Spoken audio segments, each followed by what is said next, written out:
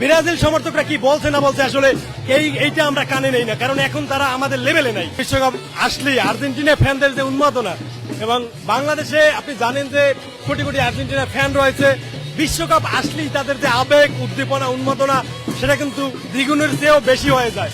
এবং সেই উন্মাদনার ধারাবাহিকতায় আজকে ঢাকাস্থ আর্জেন্টিনা ফ্যান, শুধু ঢাকা নয়, ঢাকার বাইরের ফুটবল প্রেমীরাও যারা আর্জেন্টিনাকে ভালোবাসে, লিওনেল মেসির ভক্ত, তারা কিন্তু এই শাহবাগ জড়ো হয়েছেন।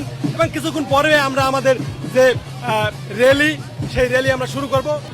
এখন আসলে এখনকার আর্জেন্টিনা নিয়ে মনের মধ্যে ভয় থাকার কোনো প্রশ্নই আসে না, কারণ তারা এখন অনেক প্রসিদ্ধ, অনেক শক্তিশালী।